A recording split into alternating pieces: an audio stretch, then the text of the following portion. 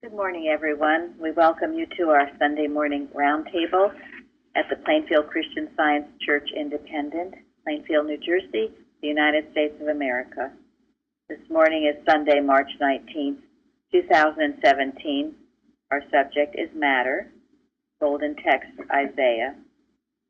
Thou wilt keep him in perfect peace, whose mind is stayed on thee, because he trusteth in thee.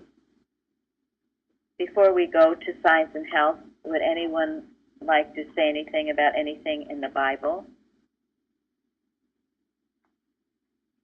Some good forum. I think I'll have, Linda, could you read what you wrote from that article, Sure. Contentment? Today during our Bible study, we discussed contentment. Patience is one of the qualities necessary to lead a godly life.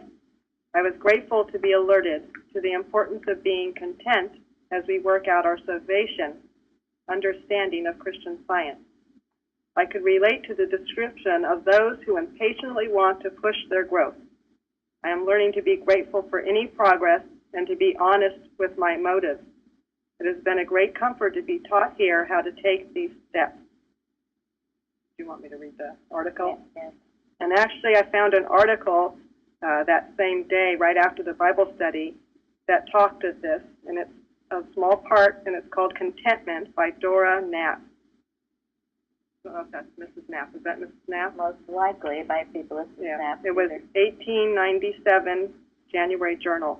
Quote, of these evils, and she's talking about envy, jealousy, coveting, of these evils, avarice is one of the most pernicious and is often found in a high degree of subtlety in a mental form. It will create in one a constant desire for quicker progress in science. It will arouse our ambition to reach a high position in thought without first having worked and proved ourselves capable in the lower steps leading to that position. It will lead us to make assertions we cannot prove and are not yet ready to prove. It will cause us to forget, in declaring for our spiritual birthright, that all of spirit belongs to our brother as well as ourself. In short, it will blind us to the fact that we can advance no faster in Christian Science than we are able to demonstrate. End quote. Thank you. What is avarice? Greed. Yes. Greed. Excessive or insatiable desire for wealth or gain, and that would be true in science if you just are trying to take it on like that in a greedy manner. It unfolds to you, and you can only do what you can understand and demonstrate, and you grow from that. You have to be content with that. Somewhere, I was looking for it this morning, but I can't find it. I'm pretty sure it's in miscellany. Mrs. Eddy says that. You have to be content. She doesn't use that word, but you can only do as much as you can do, and you shouldn't try to do anything more. That's foolishness. And how could this apply to a student of Christian Science? Well, for me, I was doing a lot of reading and trying to understand deeper things of God, but I wasn't being practical in my everyday and being honest with family members or myself, and I wasn't practicing forgiveness all the time, and all these steps that were so profound and important and that made me dishonest. And so it's been very comforting, actually, to stop, go back, and do these simple steps and getting strong in them, and then let the other stuff unfold. In fact, I think Ms. Zeddy even told a student to stop trying to push it, that he had to wait and let this, not to stir this ground into the seed, or it wouldn't grow. It wouldn't grow. But I was trying to eat. It was like greedy, trying to eat a whole bunch of stuff and not taking it in and assimilating it. So I'm very grateful. Thank you. And I mean, Jesus had to deal with this. Yeah, go ahead. Sorry. Go ahead. For me, I see all of this as people who've been here for 30 years, and I'm trying to be like you and catch up, and I have to do it slowly. Well, right, and you don't want to be like us. You want to be like well, yeah. I see you do things so quickly, like the speed of light, and that's not exactly where I am yet. Well, No, you just want to be the best you can, and your model is God, just like that story of Michelangelo that I spoke about yesterday, the angel within you. And we have been here a long time, and also, God goodness knows, none of us here are perfect. We've got a lot of things to work out, so it would be false adulation. Anyway, anyone else with that? Thank you. Yes, I think that for me, here I was all anxious all the time, and I wanted to be healed of it without even thinking deeply what it means that God loves me. And I would say that in the end, it was really going back and pondering it, loving the fact that God loves me, getting an understanding of what it means. That's what, completely, that's how the fear went away. I don't even know when, but when I just went to that first step, what is God's love? What does it mean to me? That's what did it. So you can't progress until you've taken each step at a time. And if you try to, you're faking it.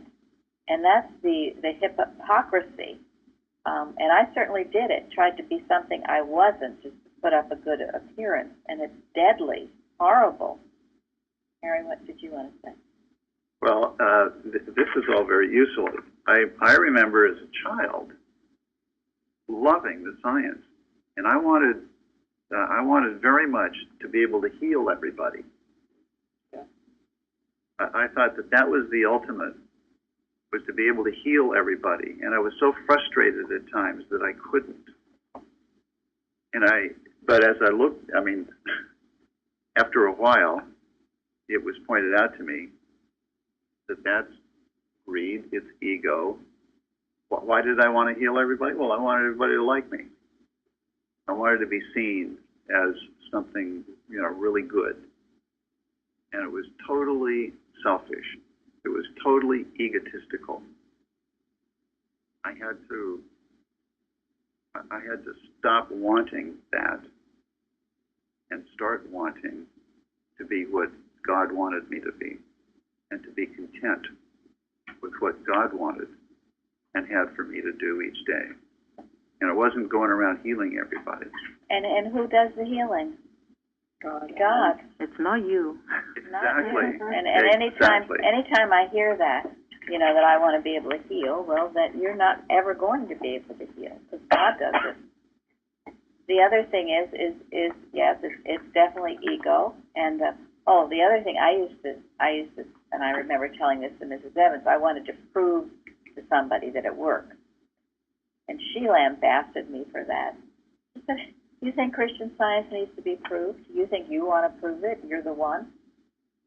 It's been proved. It's like in that story where, was it Dives and Lazarus? And, Lazarus wanted to go tell his brothers, what's going to happen. And Jesus said, no. You're not going to do that. If they haven't believed Moses, if they haven't believed all these other signs, you think they're going to believe you? Well, it's the same thing. And that is false ego, and it's wrong. So don't you ever think that you've got to prove this science. It's been proven, and God proves it. And when you have that humble state of thought, you will end up proving it a lot more. But that should not be your ambition, shall I say. And on that note, what was Jesus' response to his disciples when they asked him, who shall be greatest in the kingdom of heaven? Yeah. He brought a little child and said, he who is as this little child shall be greatest. And I loved our watch message last night, because it said, what did it say? When you get a greater understanding, what also happens? You're humble. Yes. And forgive for Yes. You become more humble and more submissive to God. Therefore, If you think you're getting a greater understanding and you're getting more pompous, you're not getting that understanding, and you got to watch that. If you're really getting the understanding, you are more submissive to God and more humble, and we certainly see that with Mrs. Eddy.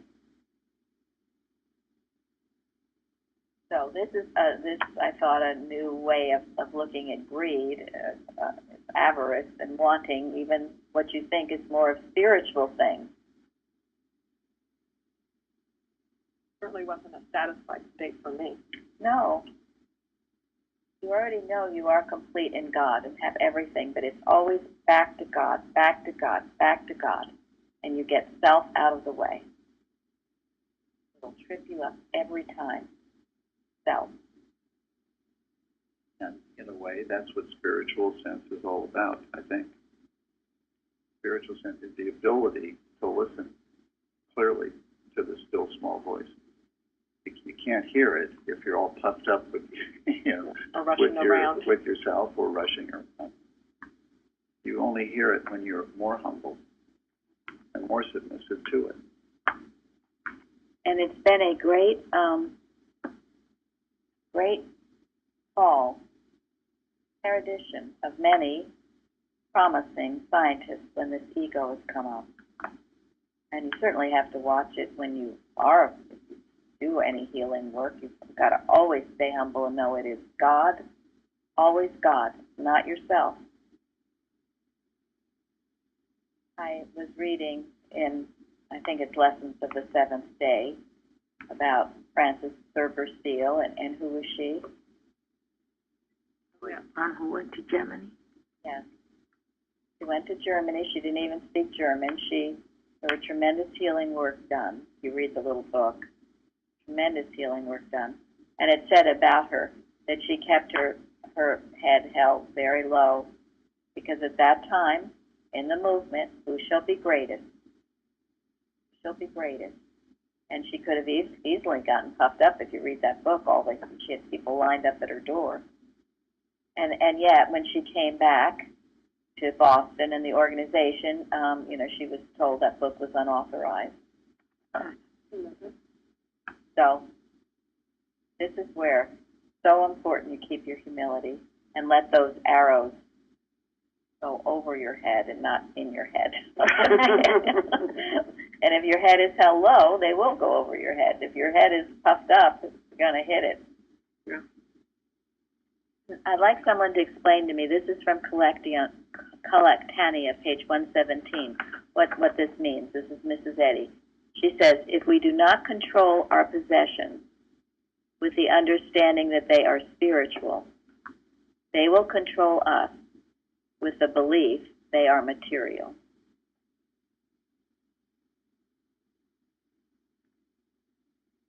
What does that mean?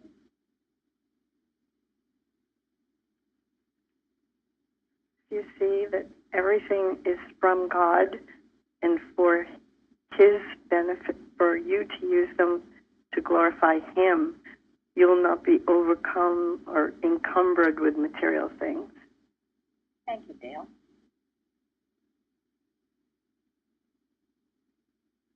You think about it, you make sure you understand everything, your home, your washing machine, your car, your children. You have to have an understanding that they're spiritual. They belong to God.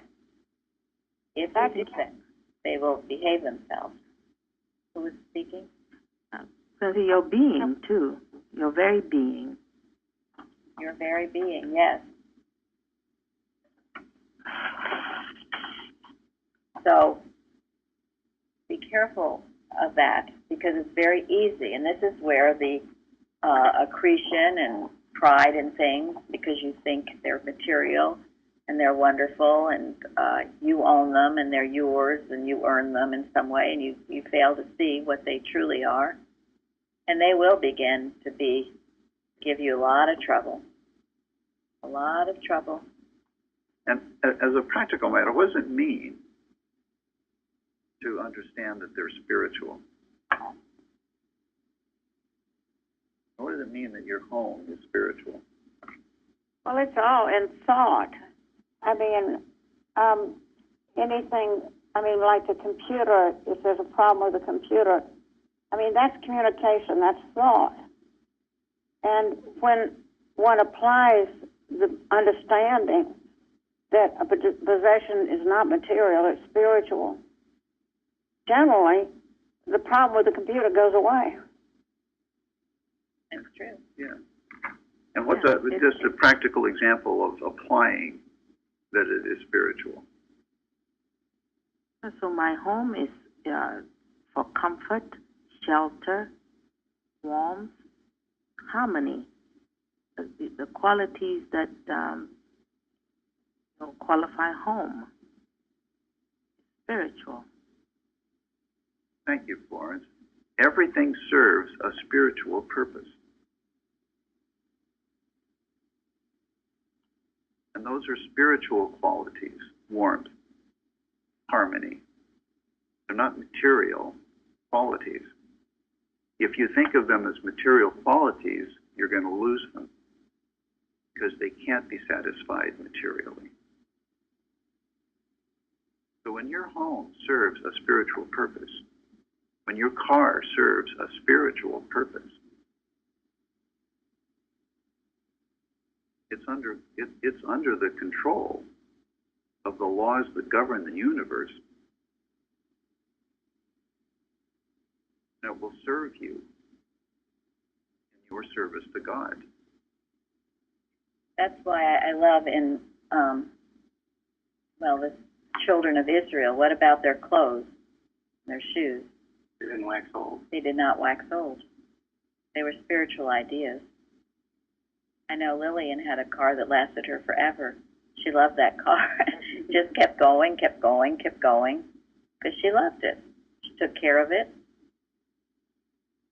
She saw it as a divine idea that was serving her. She saw God as the giver of it. It wasn't some human thing. Things should last a long time. If you love it, they should last a long, long time. There's no reason for things to wear out. And Mrs. Eddy says, what does she say about mechanism? Not automatic. Yes. Mental, not automatic. It's in your thought, and it's through your computer. You love your computer. You take care of it. You use it for a spiritual purpose. Yes. You use it for a spiritual purpose, not for any other purpose. Now, what if you have something in your life that does not serve a spiritual purpose?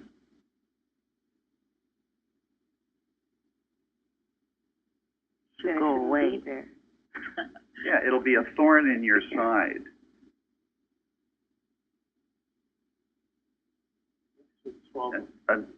Until you get rid of it. That's like talking about, wanting more and more stuff. Right. The stuff will overwhelm you at some point if you really want it. Yes. It will govern you through that false belief that it is material and that you could get some good from it without it having a spiritual purpose. I know some things that drive people, and there is this thought, well, you're going to run out of good. So you have to hoard it because maybe tomorrow you won't have it. But that's a lack of trust in the Father. You have to know you'll have everything you need when you need it. That's in the story where they were trying to gather up all the food, the children of Israel. That they consider, I know part of that is hoarding. Yeah, they were provided manna every morning. Yeah, well. And they were to gather only as much as they could eat that day. When they gathered more to save it for tomorrow. Jesus explained, take no thought for your life, what you shall eat and what you shall drink. And wherewithal you shall be clothed. The real test of whether you really trust God, isn't it? And how many times I've gotten more than what I've needed, and what happens to it in the way of food? What happens? Yeah, it gets bad. You end up throwing it out, and that's terrible. It's a waste. And something that's going on now is, at least locally, there are a lot of storage facilities popping up everywhere because when people move, usually they don't want to get rid of things. They want to keep them in storage. Sometimes they never check on it for years and years, but they can't let certain things go, and they just sometimes have multiple locations of storage.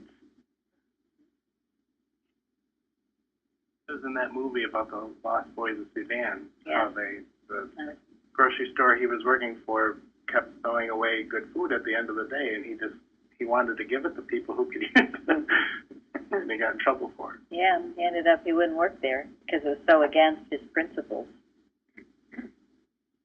So, simple, waste not, want not. Don't waste what God has given you. You take care of it, and you let it multiply, continue. It will, if you love it. Yeah, and there's always somebody out there who can use it. Yes, if You you're don't have to get rid of it. right.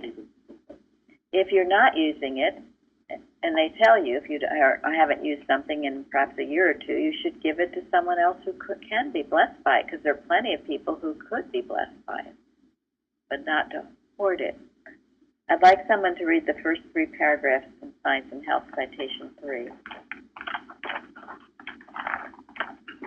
I'll read. Thank you. From first to last, the supposed coexistence of mind and matter and the mingling of good and evil have resulted from the philosophy of the serpent. The categories of metaphysics rest on one basis, the divine mind. Metaphysics resolves things into thoughts and exchanges the objects of sense for the ideas of soul. These ideas are perfectly real and tangible to spiritual consciousness, and they have this advantage over the objects and thoughts of material sense. They are good and eternal. Thank you, Betty. Many people have a problem with understanding matter and science. We've talked about it before, where you think, matter is something bad that you get rid of, and that's not it. It's the translation. And all of you, I'd like you all this coming week, if you haven't studied Martha Wilcox's article, Scientific Translation, you should. I'm glad to see, Carol has been putting all this on audio, and it's been very popular. Martha Wilcox explains things so well. And in regard to this, on page 358, she says, how shall we translate man and the universe back into spirit? We do this by knowing and feeling that spirit mind, or conscious life, lives in all things and as all things. All things are the spiritual evidence of mind. There should be a feeling of infinite tenderness towards the things of spirit, which are here before us, even though we see them now as through a glass darkly. We can never behold the creations of spirit at hand so long as we see things as matter or illusions or nothing and try to destroy them. The work of a Christian scientist is, quote, to discern the spiritual fact of whatever the material senses behold, end quote. Only in this way can man and the universe be translated back into spirit. In our present stage of understanding, we are not viewing things and forms as we shall view them when we open our perception wider and live. As we experience perfect life more abundantly, we begin to view everything about us in a more perfect way. And as we discern the spiritual fact of all things, the material accompaniments, such as inanimate life, weight, density, solidity, and finiteness, impermanence, insecurity, uncertainty, time, and place, will vanish from our consciousness and human experience. Spiritual objects or forms of spiritual thought, and, quote, from Science and Health, thought will finally be understood and seen in all form, substance, and color, but without material accompaniment, end quote. Hello, this is Sajda Musawir Yes, coming in. I'm sorry. Glad you could join us. Thank you. I just wanted to ask, could you repeat where I would read what you were just saying, what you just read about Martha Wilcox? Right, it's Martha Wilcox's article, Scientific Translation. It's in her book, Association Addresses. Oh, she has a book called Association Addresses. Yes, Okay, it's on our website. thank you. Sell it. You're welcome. So are you doing this? Is this what you're doing? I'll let Linda tell them about the little boy in your class. How it turned around. There was a situation where we had a new student who was very upset about having to put his toys away, and he would get very physical. And so I asked for some practitioner support because it was very disruptive and upsetting. It was a young kindergartner. And on Friday afternoon, after she had been working with me that day, he had to clean up to get ready to go home. And he took the toys and gently put them in the bin and got up and took my hand and left the room with me. And that was short of a miracle. It was beautiful. And I didn't think about it as a translation, but what she did was help me translate this false picture of this disobedient, aggressive child to a compliant, a child wanting to be good. And it was so natural. It was so God in it. It was amazing. This dear little child, I mean, he came in, he was using the F word, he was carrying on, but yearning. What is the first citation in Science and Health of our this week's lesson? Jeffrey? Christian Science meets a yearning of the human race for spirituality. Okay, thank you, Fairly. Yes. You've got to understand everyone is yearning for it. This little boy is yearning for it. That's why he's so disobedient. And when he's in an atmosphere where there's love and some structure, someone who cares enough to get him to do the right thing and who is seeing him not as some horrible child, but as God's child, that will come forth. Because that's the truth. The other isn't the truth.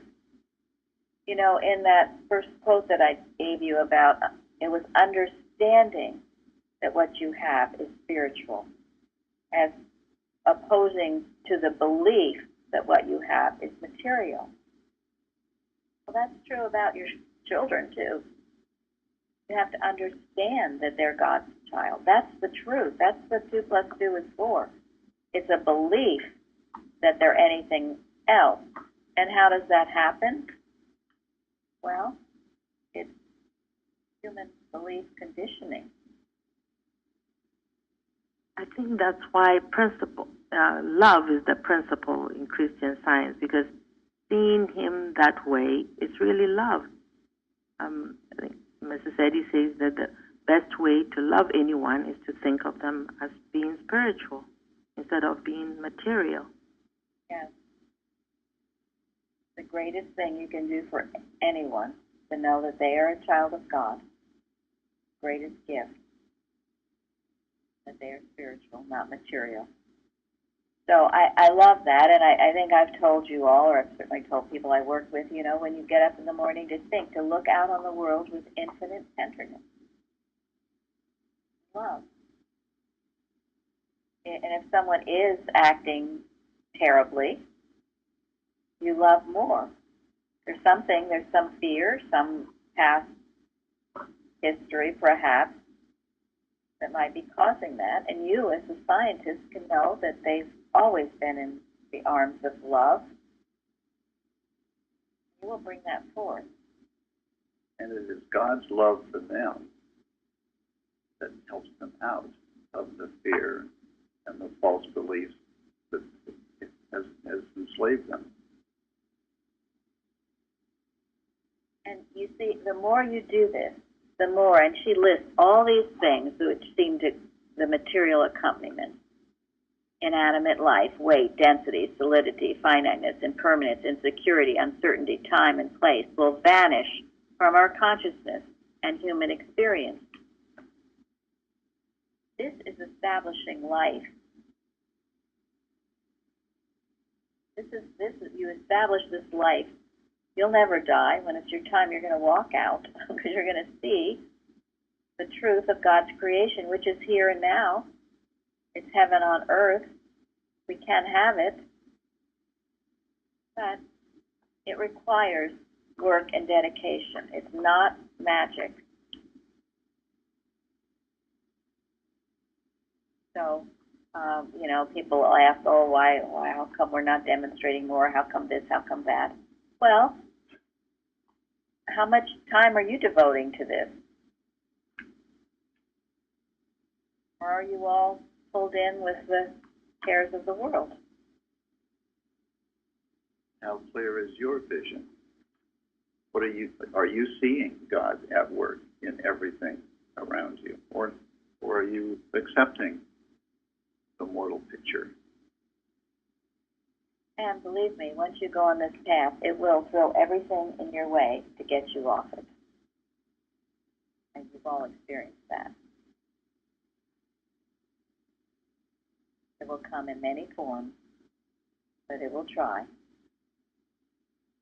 That's where, a while ago we talked about making this covenant with God, where you say, Father, I'm in all the way. You don't renege. You stay the course. I have found that it's helped me so much, just those words, stay the course. There's always reasons to get off the course. Don't like somebody, you're tired of it, you found a girlfriend on the other side of the world. There are various ways you make sure you stay the course. It's very important. If you do that, you will have all good. It will come. But if you don't, well, then you'll have to learn some other way. Okay, any questions so far? Well, I just wanted to add with staying the course is it fits in what you were just teaching about content with where you're at. Because I found that you think, oh, all these things are being thrown at you, woe is me, and it's just me. And then but I realized, talking to some other people, it doesn't matter who you are, it's going to come to you in some form. And so you have to work it out. So you can't covet someone else's experience or Absolutely get caught up in not. self-pity. That's one of those things that would get you off. And no one can carry you through the trials that you have to deal with.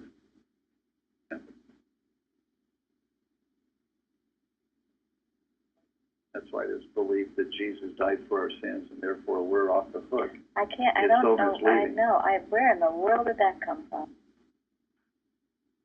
I don't understand that. I hear it so much in Christians. I don't know where that came from. Wishful thinking. Yeah, really. My goodness. And that Mrs. Eddy does not say that. You've got to walk the path, and there will be difficulties. But if you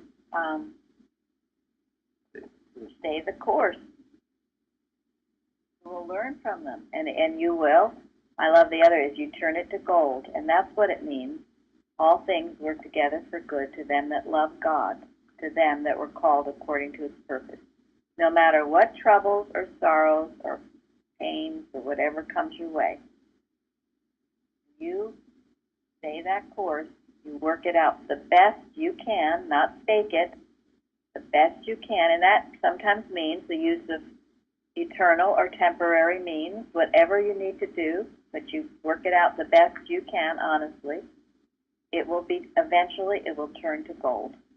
I've lived long enough to know that. Might not happen all at once, but the problem will turn to gold. I mean, Luann can speak to that, and many of you can.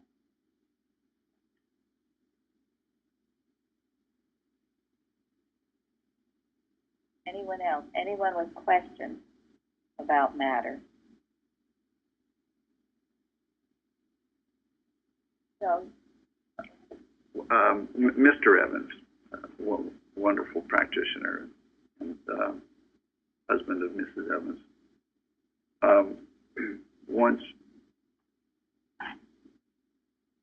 had us asked all of us, what is materialism? And, he gave us weeks to come up with the answer to what is materialism. And I thought that the answer that really stuck with me, that he gave us all, materialism is merely the wrong way to look at things. It's a mistake.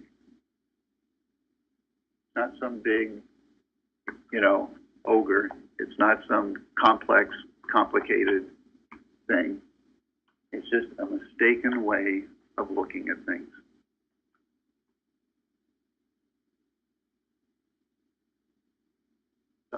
So many Christian scientists get so confused about matter and what to do about it and how to think about it.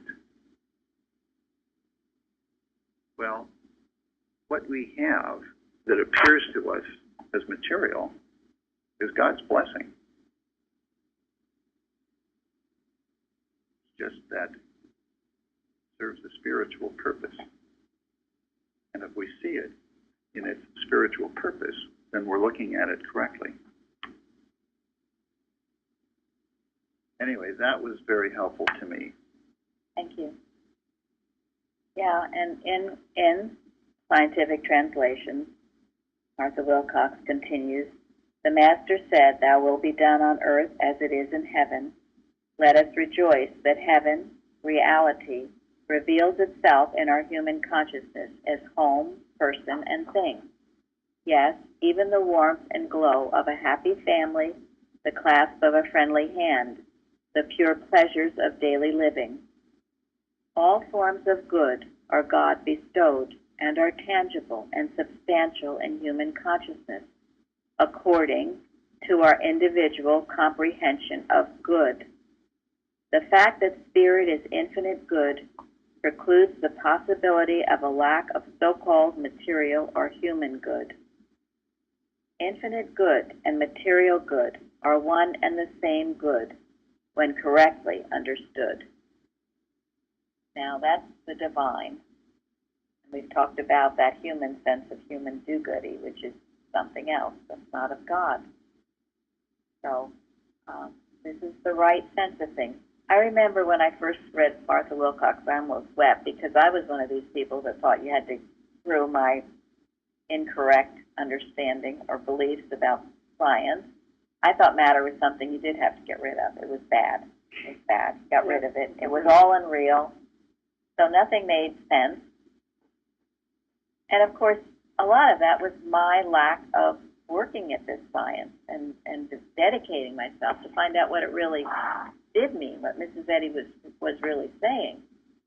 But I was extremely grateful for this, quote, unauthorized book, which helped clarify my thinking. And she was taught by whom? Mrs. Eddy. Martha Wilcox was taught by Mrs. Eddy. And she worked in Mrs. Eddy's home. And as a maid, too, right? Yes. Yes, she did. So she was under the microscope of spirit. And she learned directly from Mrs. Eddy. But in your defense, when all the other scientists are telling you that, and you read and think it means what it really means, unfortunately, that's where the animal or whatever, the aggressive suggestion comes in, mental suggestion comes in that one is wrong, because how can everybody else be wrong? So, it's, when it went off the rails, maybe it was off by an inch to begin with, but pretty soon it's totally going in the opposite direction. So it's hard unless one has an incredible amount of spiritual sense, which I don't. But I am learning to cultivate it, which is what I'm grateful for. And it's very difficult to, like the estoppel clause. They said to my teacher, well, how can there be a board when it says there can't be a board unless it's members signed off by Mrs. Eddy? And she said, well, it's the way it is. It's like, oh, so I must be wrong. So I quit reading that because she thought I was totally wrong. Thank you, Mike. So, I mean, honestly, I don't know. I'm not sure where I was never class taught or anything. I'm not sure where I got such bad misconceptions, unless that's not actually Probably true. periodicals. Periodicals, maybe Sunday school. I don't know, but to have it actually taught is really, that's very horrendous. If it's actually taught, it matters nothing. You have to get rid of it. That's what all the Christian scientists in my church said. But why would I, I thought they knew what they were talking about. And that's why they're closing.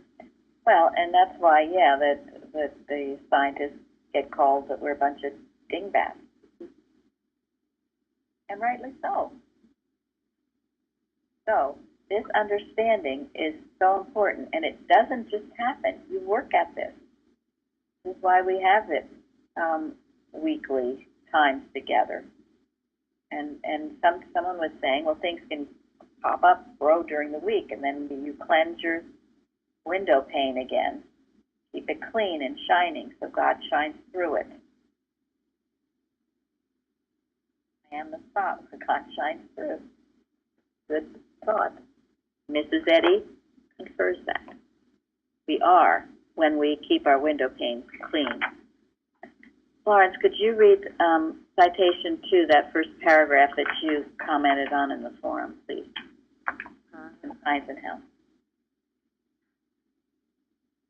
Okay.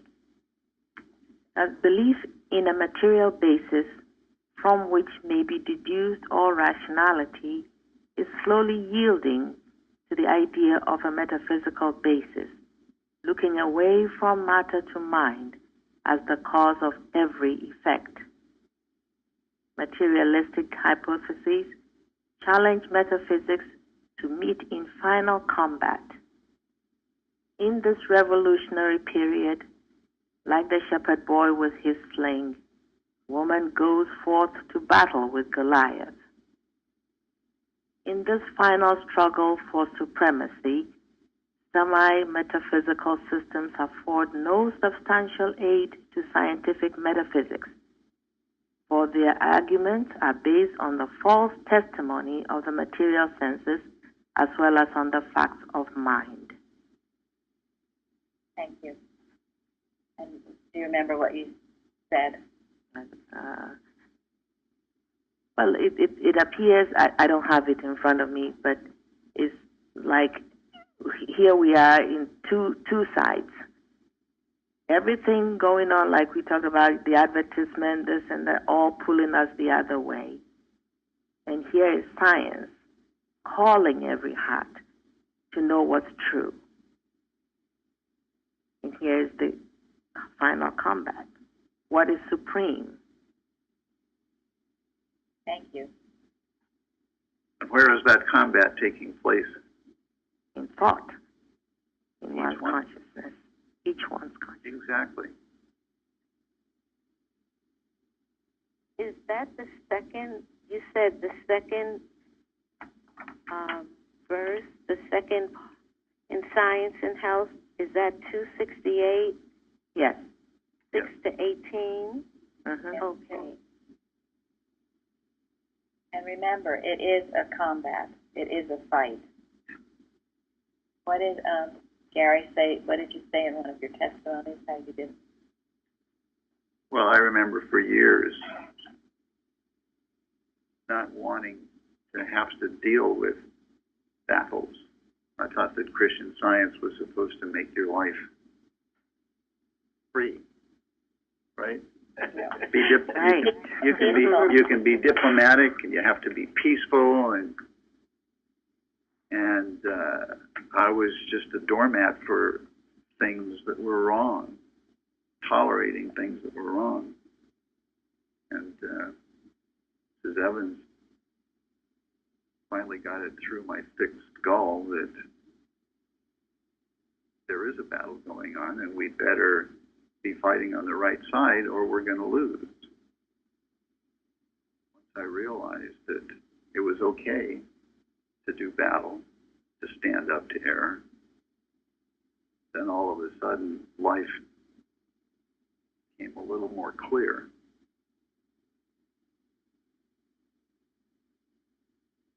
Yeah, it's quite liberating, really, to know that, because I was the same way, passive. Passive.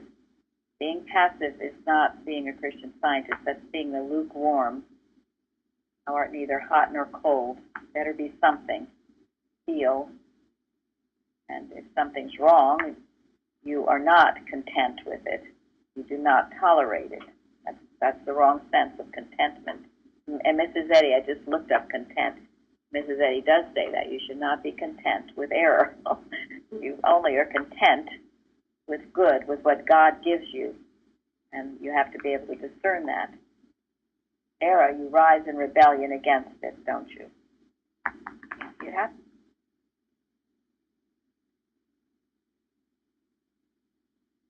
I like that it says this in this final struggle for supremacy. To me, that's very promising that this is going on, and only good can come from staying the course and fighting the battle. Thank you. Yeah, no, I mean, we have to appreciate that Christian Science is the comforter. It is the final revelation of truth. We have the ultimate science, as Albert Einstein referred to it. It's up to us to use it, to learn it. But it's here. I think it's also, that's why it's so good to, if you take this sense of things now, then when anything comes up, I'm ready to battle. Not just give the problem to practitioner like some time ago. I think that's what was the practice.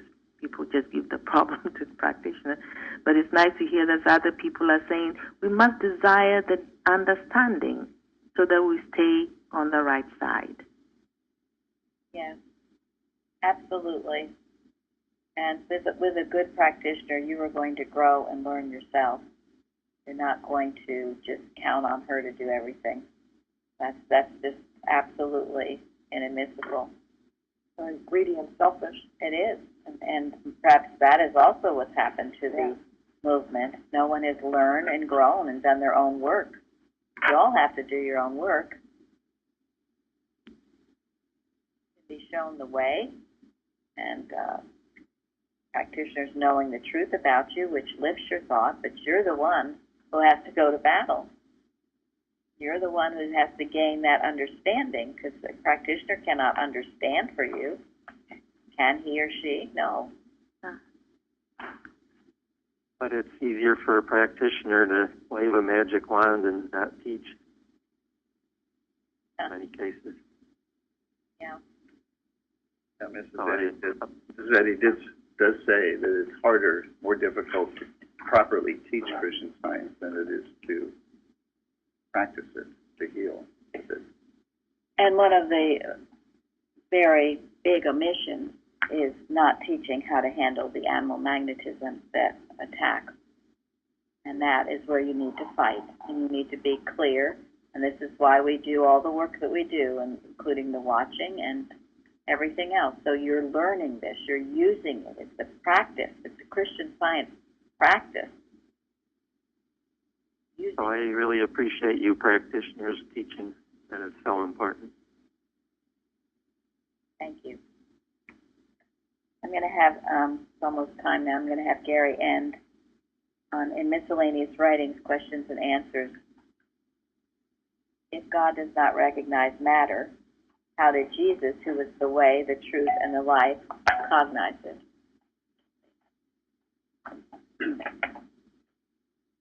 Christ Jesus' sense of matter was the opposite of that which mortals entertain. His nativity was a spiritual and immortal sense of the ideal world. His earthly mission was to translate substance into its original meaning, mind. He walked upon the waves. He turned the water into wine. He healed the sick and the sinner. He raised the dead. He rolled away the stone from the door of his own tomb. His demonstration of spirit virtually vanquished matter and its supposed laws. Walking the wave, he proved the fallacy of the theory that matter is substance. Healing through mind, he removed any supposition that matter is intelligent or can recognize or express pain and pleasure. His triumph over the grave was an everlasting victory for life. It demonstrated the lifelessness of matter and the power and permanence of spirit. He met and conquered the resistance of the world. If you will admit with me that matter is neither substance, intelligence, nor life, you may have all that is left of it, and you will have touched the hem of the garment of Jesus' idea of matter. Love that. So, okay, well, we will go now and practice this science, and we're going to have a wonderful service. There's been a little change of plans because Faith didn't come. So Bruce is singing, and Gary is going to be reading, and we will know the power and presence of God operating. See you there. Thank you all. Thank you. Thank you.